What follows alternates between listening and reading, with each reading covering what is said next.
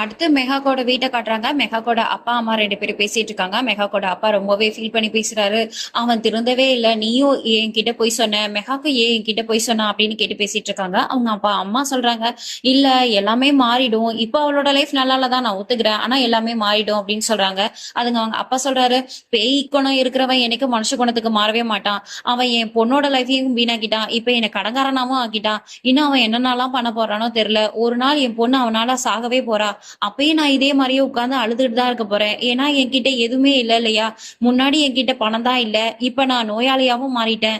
இன்னுமே என்னால அவனை எதிர்த்து எதுவுமே பண்ண முடியாது அப்படின்னு சொல்லி ரொம்ப ஃபீல் பண்ணி பேசிட்டு இருக்காரு. சம்ஷீர் வீட்டை காட்டுறாங்க. அப்ப மெஹாக் வந்து ரூம்ல ரொம்ப சுகமா உட்காந்துருக்காங்க. அப்ப சம்ஷீரோட அம்மா வராங்க. நான் உள்ள வரலாமான்னு கேக்குறாங்க. நீங்க ஏன் இப்ப பார்த்தாலும் என்கிட்ட இதே கேள்வியே கேக்குறீங்க, நீங்க வாங்க அப்படின்னு சொல்றா. உடனே உள்ள வந்து உட்கார்றாங்க. உட்கார்ந்துட்டு கேக்குறாங்க, நீ ஏன் எப்ப பார்த்தாலும் ரூம்லயே இருக்க, ஏன் வெளில வர மாட்டேற அப்படின்னு கேக்குறாங்க.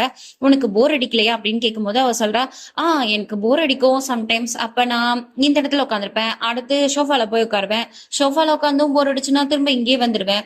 உங்க பையன் என்ன அவளுக்கு தான் பெர்மிஷன் கொடுத்திருக்காரு.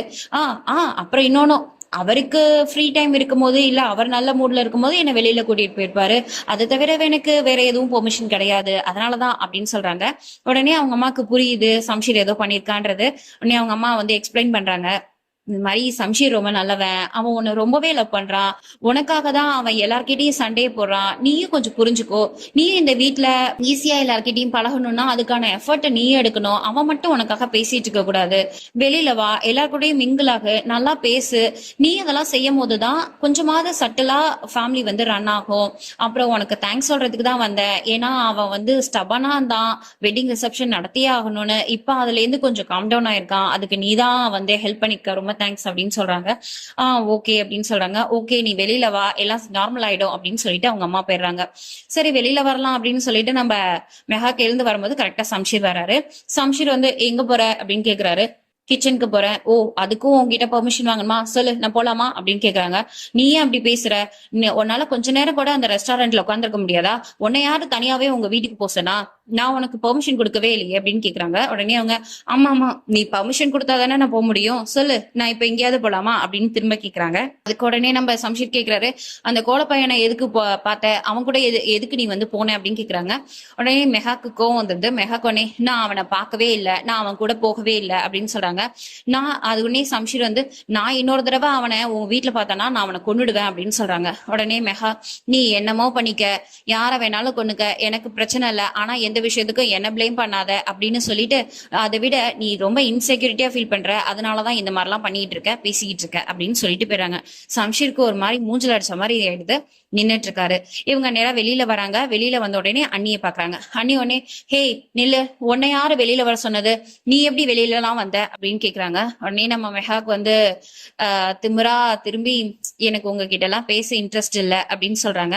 உடனே, என்கிட்ட பேச இன்ட்ரெஸ்ட் இல்லைன்னு சொல்ற அளவுக்கு உனக்கு வந்துடுச்சா, ஆமா ஆமா நீ எப்படி என்கிட்ட எல்லாம் பேசுவ, உனக்கு வந்து பசங்களை எப்படி வளைச்சு போடுறதுன்றது மட்டும் தானே தெரியும் அப்படின்னு அவங்க சொல்றாங்க. உடனே மெஹாக் கோவம் வந்தது.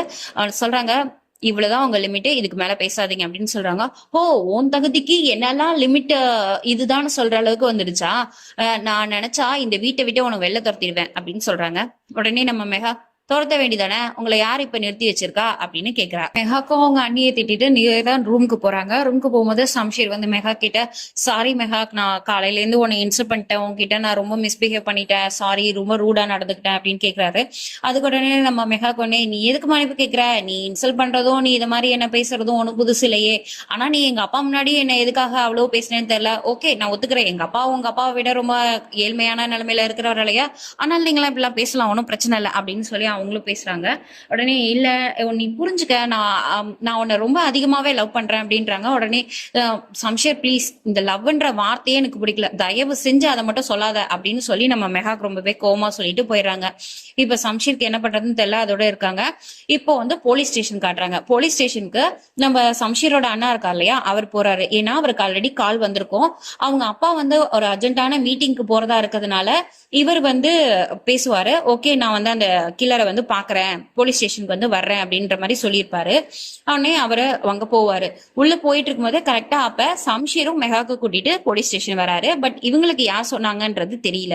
சம்ஷீரோட அண்ணன் அந்த கிளர் கிட்ட போய் சொல்லு, அப்பாவுக்கு நீ ரொம்ப பிடிச்சமான ஆளாச்சே, அப்பா எதுக்காக உன்னை தேட சொல்றாரு, நீ என்ன பண்ண அப்படின்னு கேக்குறாங்க. உடனே அவன் சிரிச்சுட்டே, உங்க அப்பாவால நான் எத்தனையோ பேரை கொண்டிருக்கேன், எனக்கு என் பையனை ரொம்ப பிடிக்கும், என் பையன் மாதிரி இருக்கிறவங்களோட அப்பாவை நான் எத்தனை பேரை கொண்டிருக்கேன், எல்லாமே உங்க அப்பாவால தானே அப்படின்னு கேக்குறான்.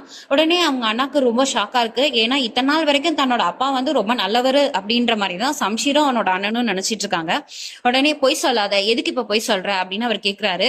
உடனே அவன் சொல்றான், என் பையனே செத்து போயிட்டான், இனிமே நான் யாருக்காக வந்து சொல்லணும், பொய் சொல்லணும், எனக்கு என் பையனை அவ்வளவு பிடிக்கும், அவனே இறந்துட்டான், இனிமே நான் உண்மையை மட்டும் தான் பேசுவேன், உங்க அப்பா நிறைய பேரை கொலை சொல்லியிருக்காரு, என் கையால நானே கொன்னு இருக்கேன் அப்படின்னு சொல்றான். சரி அதெல்லாம் இருக்கட்டும், இப்ப உன்னை யார கொலை சொன்னாரு அதை சொல்லு அப்படின்னு கேக்குறான். உடனே அவங்க அப்பா அந்த கில்லர் வந்து சொல்றான், மெஹாக்கா தான், அதான் உன் தம்பியோட ஒய்ஃபா இப்ப இருக்கா இல்லையா மெஹாக், அந்த பொண்ணை தான் கொலை சொன்னான் அப்படின்னு சொல்ல உடனே அவங்க அண்ணாக்கு ரொம்பவே ஷாக் ஆயிடுது. அவர் உடனே பொய் சொல்லாத, உண்மையை சொல்லுங்க, இல்ல கார் ஆக்சிடென்ட் பண்ணி கொலை சொன்னது உங்க அப்பா தான், நான் பண்ணேன், ஆனா அந்த பொண்ணு பொழைச்சிட்டா, நான் 2வது தடவையா அவளை பார்த்தேன், ஆனா அதுக்குள்ள சம்ஷீர் அவளை பார்த்துட்டான், அதனால என்னால எதுவும் பண்ண முடியல, உங்க அப்பா என் பையனை ஏதாவது செஞ்சிருவாரோன்ற பயந்துதான் நான் இத்தனை நாள் ஓடிட்டு இருந்தேன், இப்ப என் பையனே இல்ல, அதனால எனக்கு எந்த பயமும் இல்ல, நீங்க என்னை இப்ப தூக்கல போட்டாலும் சரி இல்ல சிவியரா பனிஷ்மெண்ட் கொடுத்தாலும் சரி, நான் இனிமே உண்மையை மட்டும் தான் பேசுவேன், உங்க அப்பா கொல்ல சொன்னது மெஹாக்கா தான் அப்படின்னு கத்துறான். உடனே அண்ணனுக்கு என்ன செய்யறதுன்னு தெரியல, என்ன சொல்றதுன்னு புரியல. ஏஞ்சி வெளியில வராரு. பார்த்தா அங்க சம்ஷீர் நின்றுட்டு இருக்காரு. சம்ஷீர் இதை கேட்டுட்டு எதுவுமே அண்ணனை பார்த்து சொல்லல, பட் ரொம்ப முறைக்கிறாரு. முறைச்சிட்டு திரும்புறாரு. அங்க நம்ம மெஹாக் நின்றுட்டு இருக்காங்க. மெஹாக் வந்து ஷாக்கா இவங்க 2 பேரையும் பாக்குறாங்க, இவங்க 2 பேரும் ஷாக்கா மெஹாக்க பாக்குறாங்க. அவ்வளவுதான், இதோட இன்னைக்கு பார்ட் முடியுது. நாளைக்கு உங்களை அடுத்த பார்ட்ல சந்திக்கிறேன். பாய்.